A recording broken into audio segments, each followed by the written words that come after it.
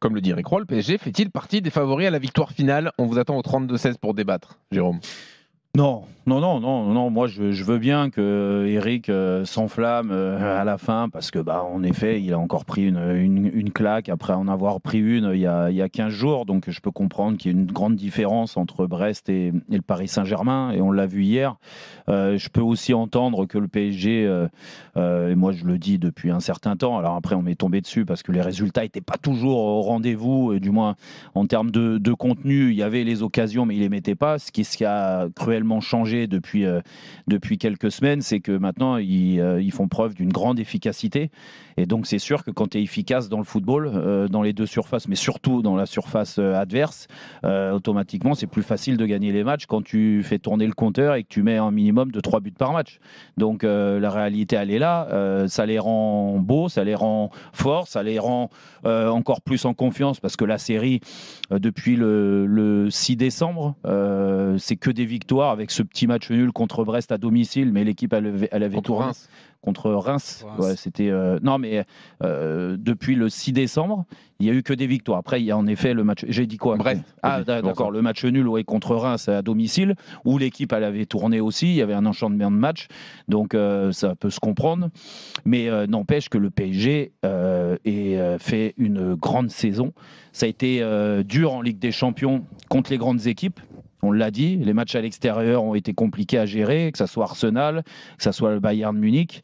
Ces deux déplacements qui ont été périlleux, où il y a eu certainement une prise de conscience aussi que c'était insuffisant en termes de qualité collective, mais aussi qualité individuelle. Les joueurs, vu que c'est des jeunes joueurs, se sont aussi remis au travail. Mais à part ces deux résultats qui étaient négatifs, le reste du temps, le PSG a toujours été plus ou moins dans ce qu'il nous montre aujourd'hui. Je trouve que le travail est remarquable. Alors, j'ai souvent défendu aussi Luis Enrique, et je te dis pas, oui, j'avais raison, parce que les résultats lui donnent raison. Mais la vérité, c'est que Luis Enrique aujourd'hui fait un travail remarquable dans cette équipe, en termes de gestion, en termes de qualité de jeu, en termes de prise de conscience individuelle des joueurs. Ils n'ont pas le droit au faux pas. Rappelle-toi, Dembélé, avant qu'il soit sur une période très faste pour lui, il a été remplaçant, il a été puni aussi, ils se sont remis dans le droit chemin. Je pense qu'il n'y a pas de passe droit.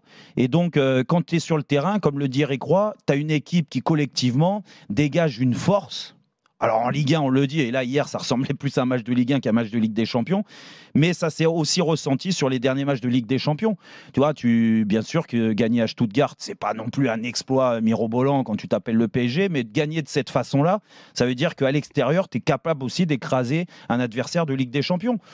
Et pourquoi tu ne les mets pas dans les favoris, parce que je pense qu'il y a il y a beaucoup plus tout va bien, ils sont géniaux, c'est extraordinaire. Non, tout est super. Oui, mais parce que pour moi, mais parce que mais regarde, après je te laisse parler, je réponds juste à ta question, je les vois pas favoris parce que pour moi, il y a des équipes dans les favoris. Non. Ouais, mais attends, des favoris, ça veut dire quoi? C'est sûr que Eric Roy, il en met 10 des favoris, il en met 5 ou 6. Ouais. Oui, pour moi, il y a pas 4-5. Il y a un ou deux favoris de la Ligue des Champions. Pour moi, le tenant du titre avec l'équipe qu'il a offensivement, on l'a vu, on en parlera tout à l'heure, le Real Madrid fait partie des favoris logiques à sa succession, est à Liverpool aujourd'hui qui écrase tout dans le meilleur championnat au monde, et Liverpool dégage cette force-là collective et aussi cette intensité physique qui est peut-être nécessaire aussi pour gagner la Ligue des Champions.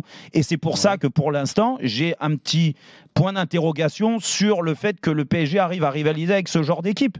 Mais peut-être que je me trompe, et j'espère me tromper, et qu'ils seront à la hauteur de ce rendez-vous si jamais ils jouent Liverpool en 8e. Dugas, toi, t'es d'accord avec Jérôme? Tu les mets pas parmi les favoris? Pas du tout. Je suis pas du tout d'accord avec Jérôme, mais je comprends pas. Je comprends pas, après avoir autant défendu cette équipe, le Paris Saint-Germain, Luis Enrique, ses joueurs, à nous expliquer qu'ils sont fantastiques, qu'ils sont géniaux, même quand ils ont 20 occasions par match, qu'ils en marquent que 2 buts, à nous expliquer que tout était fantastique. Là, aujourd'hui, ils se créent peu d'occasions et ils font beaucoup. Avant, ils se créaient énormément d'occasions et ils ne faisaient pas grand-chose.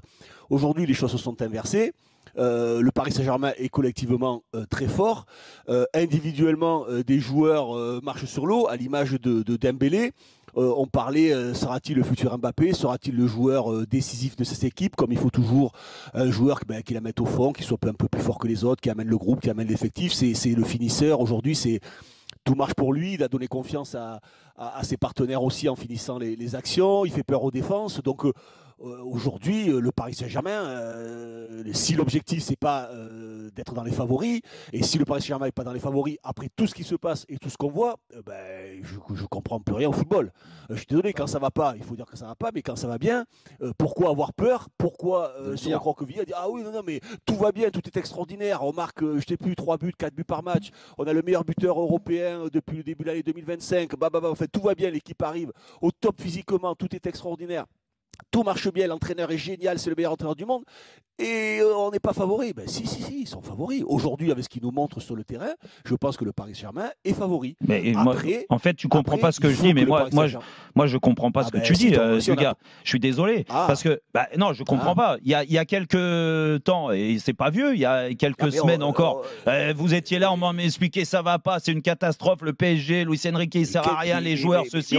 Et parce qu'ils ont battu Brest 2 fois, parce qu'ils ont battu Stuttgart, toi, tu es en train de me dire qu'en 16e de finale de Ligue des Champions, ils sont favoris.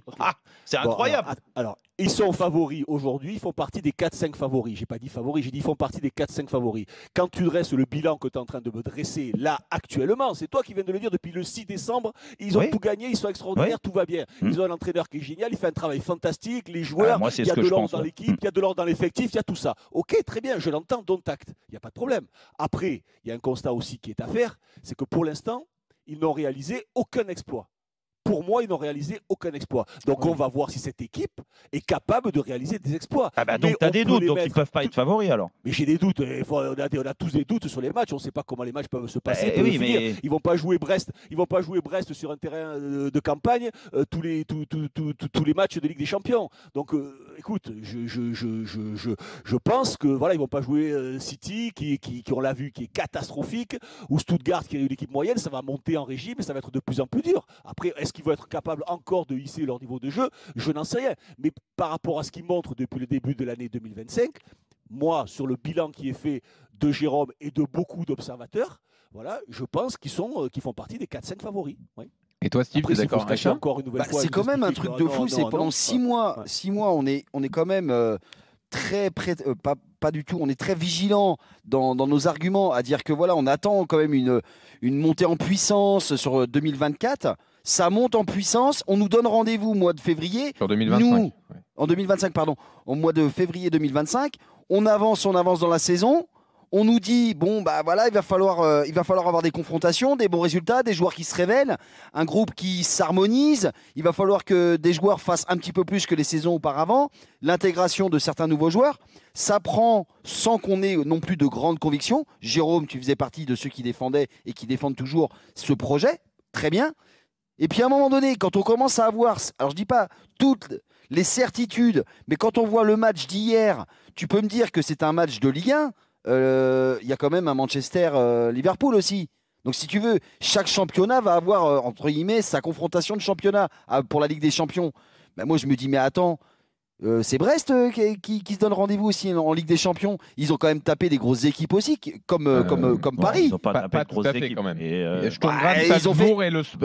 En tout cas, ils ont bien emmerdé des grosses équipes, comme ils auraient pu très bien le faire avec Paris. Et c'est là où moi je me dis, mais Paris, c'était un gros piège quand même hier. En termes médiatiques, s'ils font un match nul, ils se font tomber dessus, et je crois qu'on aurait été les premiers à leur tomber dessus, et tous les médias leur seraient tombés dessus. Là, aujourd'hui, tu as quand même quelque chose de très positif, c'est que tu as un joueur, et on parle de Dembélé, qui a peut-être enfin trouvé une place. Il a réussi à travailler et à trouver quand même le cadre, faut appeler ça comme ça. Il a réussi à trouver le cadre, même à tel point que maintenant j'écoute un peu les commentaires. On a enfin trouvé notre numéro 9 en équipe de France. Ça y est, ça part dans tous les sens. Ça y est, c'est parti. Mais quand même, c'est très positif. Moi, peut-être le seul petit truc le seul petit truc que j'aimerais quand même avoir un peu plus de certitude, c'est que ça dégage. Mais alors, je vais dire une agressivité défensive, mais tu vois, ultra basse, où là, j'ai pas peur. Tu vois Donnarumma, il fait encore 2-3 conneries, mais 2-3 saucisses quand il essaye de faire la passe lobée. Bon, tu dis, fais gaffe quand même, quoi. Tu vois, il y a encore Mais ces petits vous avez points plus besoin de la de confirmation vigilance. contre un gros. Contre un gros mais en fait, européen. ça- Jean-Louis, Mais la Jean-Louis, la c'est confrontation pas ça le contre un sujet. gros, Moi, j'ai ça pas veut de plus problème. rien dire. Mais- Maintenant, mais on surtout, va savoir attends, qui Lucas, sont les vas-y, gros. Lucas. Excuse-moi, mais moi j'ai pas de. On parle de Dembélé. Moi j'ai pas de problème. Dembélé aujourd'hui, il a trouvé son poste. L'entraîneur lui a trouvé son poste. Mais j'ai pas de problème à dire que ce que je vois aujourd'hui c'est très bien.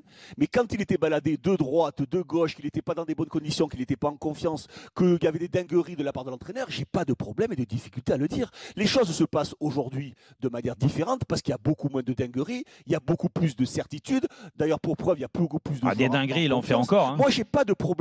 Moi, j'ai pas de problème à dire que si Luis Enrique gagne la Ligue des Champions ou fait 1 ou 2 exploits, même avec une demi-finale ou une finale, je n'en sais rien, dire que plus tard, je penserais que ce serait un génie. Moi, j'aime pas le personnage. Après, l'entraîneur, j'ai jamais pensé que c'était un mauvais entraîneur.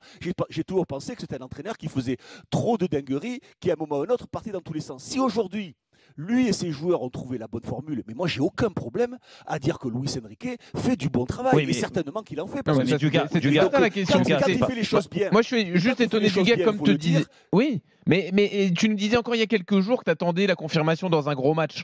Il n'a pas forcément eu lieu, ce gros match. Mais qu'est-ce que j'ai dit tout à l'heure, Jean-Louis? J'ai dit pour l'instant, il a réalisé aucun exploit. Je t'ai dit, ils font partie des 4-5 favoris. C'est tout ce que je t'ai dit.